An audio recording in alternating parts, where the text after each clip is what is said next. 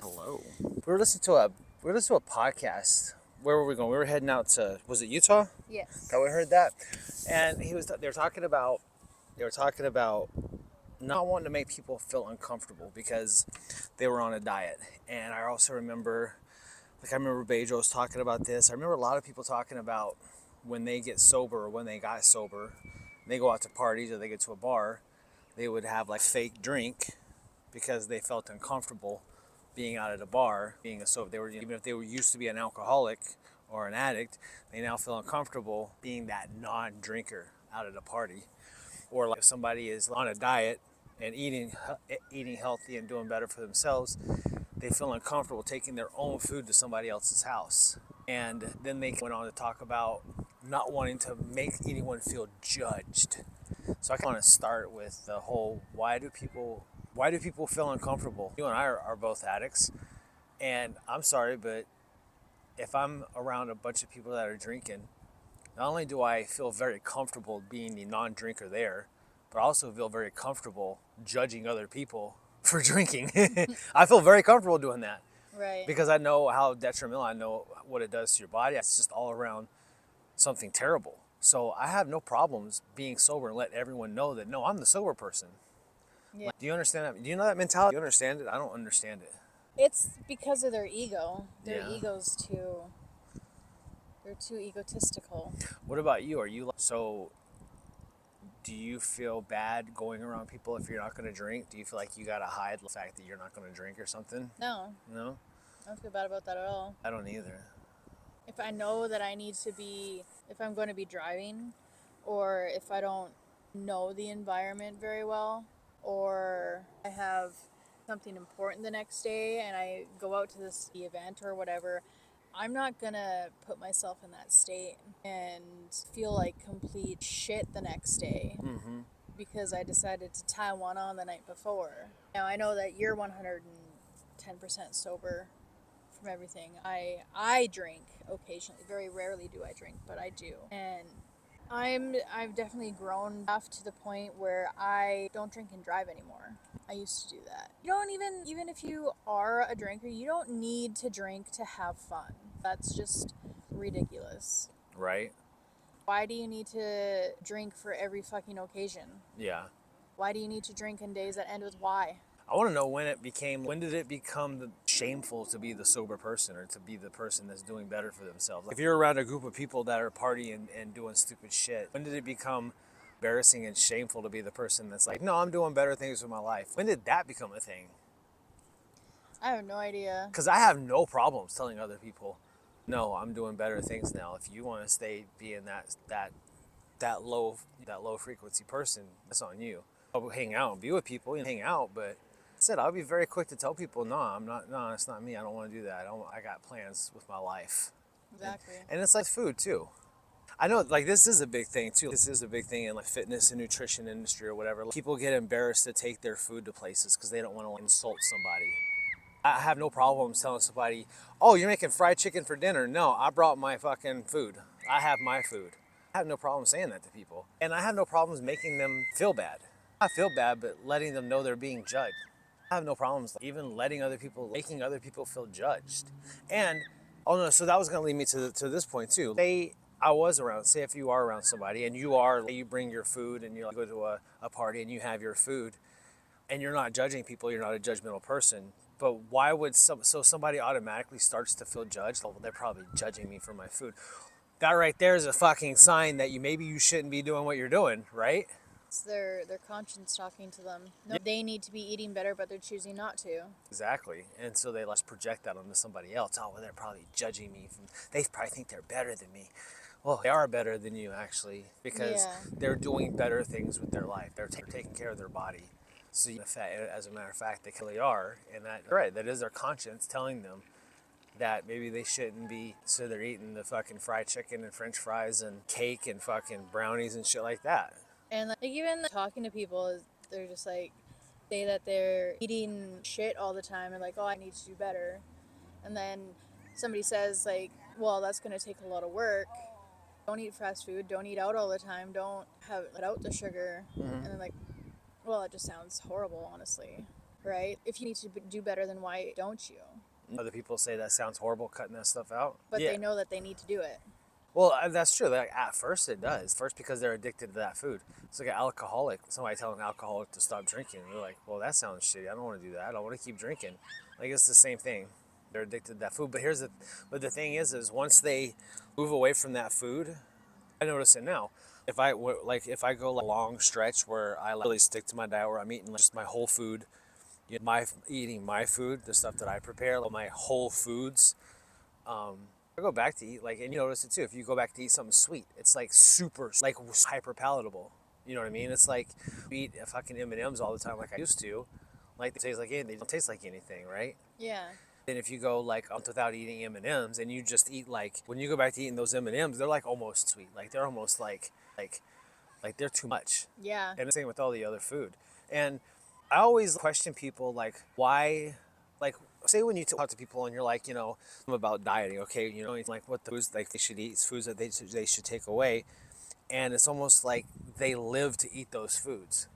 So you're basing like your entire life around eating these foods. Like that's what life is. Your life consists of eating these. Like you consist of like you eat these foods. Like that's the worst fucking life ever. Like if I base my life and my happiness around like having cake and Pop Tarts and all the other fucking junk food, it sounds like a fucking shitty existence to me. Yeah. And I feel more you can continue. It's just like doing anything in general, really, like not up to your best life, like up to like highest frequency, and being tired and feeling like shit all the time and like sleeping all the time or not sleeping all the time and like playing games and doing drugs and eating like shit. Why? Why do you want to do that? Why wouldn't you live up to the best version of yourself that you can? And I'm not a perfect fucking person either, cut out the pop. Yes, I got away from the junk food and I'm eating better, but I still eat like shit, not like all these other people do. Well, you are, but you're getting better. But you're the perfect example. You're a prime example of how that evolution works. Like you're like the perfect example of how the evolution should work. Like say you are eyes are opened. I guess you should. I guess like is the best way to say it. Like, cause not everybody meets somebody who like brings nutrition in their life, but sometimes their eyes just kind of sit open to it. But usually it takes like somebody a very long time to go from like where you were, like with your habits, your eating habits and things like that. Usually it takes somebody a very long time to just kind of like evolve over into the person that they're supposed to be. A lot of people just completely fell on diets because they change everything all at once. Like you're actually a perfect example of how that evolution really works because you're not just changing the way you eat or you're not just starting to exercise. You're like changing your lifestyle is morphing into something else.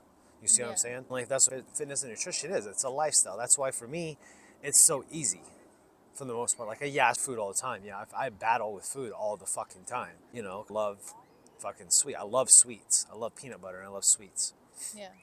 So I battle with food, but like perfect example of how like of somebody that was never raised in like a lifestyle, was never around a fitness and nutrition lifestyle, and was raised with like the American lifestyle of just like eating food, junk food, how we live. And so yeah, it's a lot of fucking time because you are that lifestyle. Slowly but surely, yeah. Yeah, morphing into that lifestyle. You came, well, I mean, from where you were, you came a long way. Have to like kind of in the right direction sometimes, but that's to be expected. Take your plate of golden grams like you're not eating that for dinner. Just take your plate of golden grams and walk away from you. Honestly, it's a lot more challenging when you're fasting at night Yeah, for yeah. dinner. I mean, I'd make it easy on myself and like have graham crackers. And see, that's and so in instances like that, and there's probably other people out there that maybe have that issue where say maybe during the days they have their food prep, whatever, they're somewhere their environment is different than what it is at night. So say in the morning their breakfast and lunch, they're prep and their stuff like that, but at night maybe it's more convenient to go back into the old lifestyle, old way of eating. Maybe it's more convenient, right? Yeah. But where meal planning planning and food prep comes into play. See, you have a hard time at night because we don't have a menu planned out for you every night, and we don't have the meal plans already laid out and ready to go. Yeah, we struggle with that. Well, yeah, just 'cause, kind of to add to the list of things to do. You know what I'm saying? Yeah, and Um, our food prep, yeah, it's very I can't eat the same thing every fucking day. yeah. Like days in a row, okay, but 7 day week, no, thank you. Mm-hmm. Don't lose interest in that food. Yeah. See, that's where meal menu planning comes into play. Plan out the menu, and that way, whenever it comes along, you can either cook 2 nights, and have 2 nights worth of food, or just go up every night and cook, or we have, comes in, or choose your meals and have them, so, and you just heat it up and go. Kinds of different options out there. Yeah, you need to figure it out. It's a convenience thing. Yeah. Yeah, because if I'm home, you're gonna eat what I eat. Yes. Home you're gonna eat what I eat, and so I don't eat much junk food, and so when I'm eating, then we're eating healthy. You have to eat what, like my parents or something like that. It's not gonna be healthy. Fried rice. Fried food, fried meat, fried potatoes. But yeah, I don't understand why. I don't understand where. I don't understand where it became bad to like do good.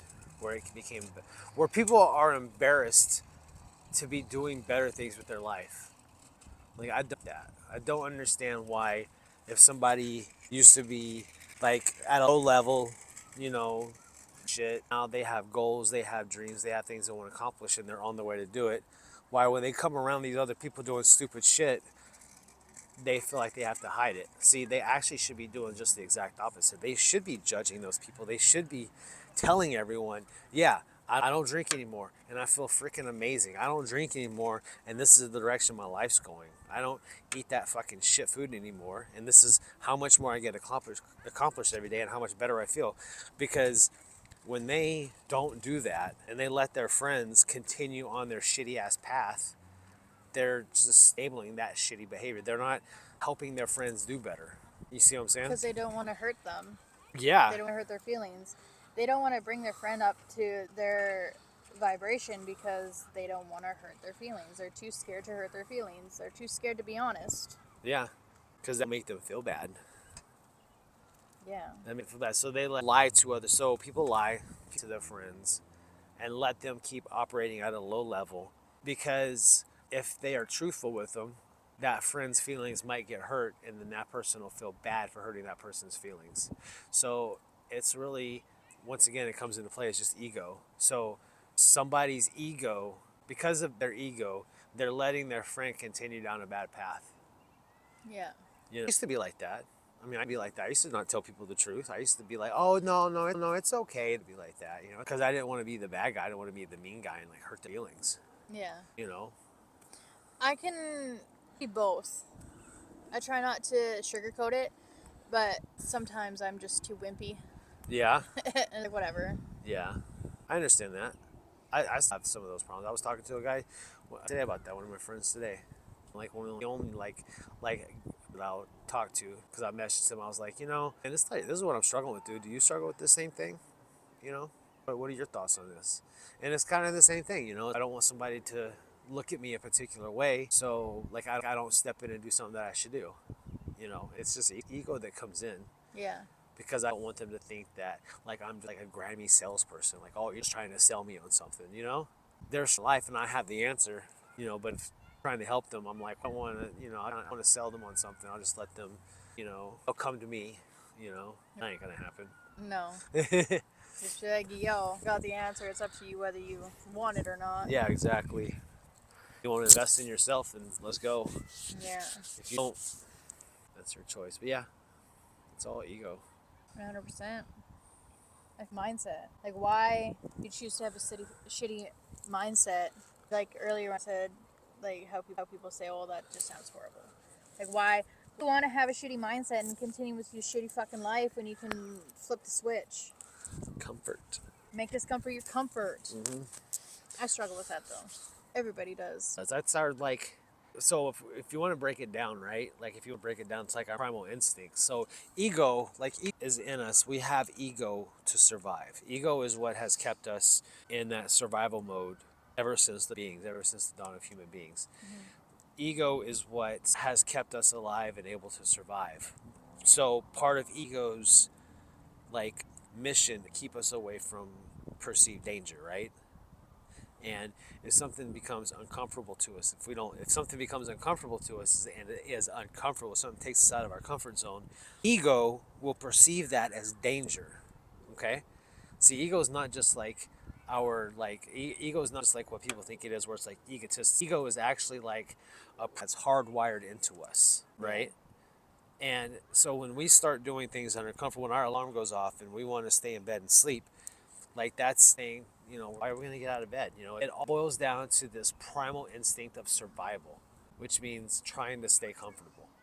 And so that's part of the thing we have to fight so hard against is we have to fight. That's why it's hard for people to break out of their comfort zone because like they're against like our like primal hardwiring basically. And that's why it's so hard. That's why you have like two voices in your head, you It's know? up to you which one to feed.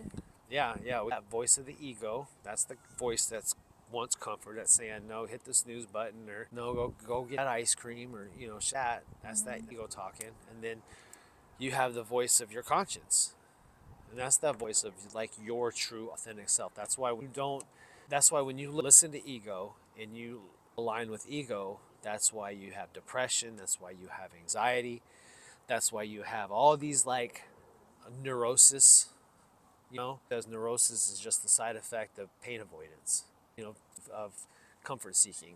And so when you align with the conscience, that means you're not congruent with. Align with the ego. That means you're not congruent with the conscience, Mm-hmm. and the conscience is your like authentic self. Like when you go out, like when you're eating shitty and you go out, you can choose to get the healthier version of that food. Mm-hmm. Like ice cream, for example. You can get cashew milk ice cream, like Mm-hmm. I eat. You can get like some keto friendly ice cream. Or even frozen yogurt. Yeah. Or you can get squirrel. Or you can get like carb tortillas. You can get keto bread. You can get the lean meat. You can get egg whites. You can get restaurants. And like every restaurant that I've been at down here, it tells you how many calories are in it. Yeah. Mm-hmm. Like healthier option. It's not that hard. Just about every restaurant too will make you a grilled chicken and a side salad if you order that. Like almost every restaurant will if they have chicken breast and lettuce, they will make you a chicken salad. And so it's very simple. No matter where you go, there's always options to get something healthier. Yeah.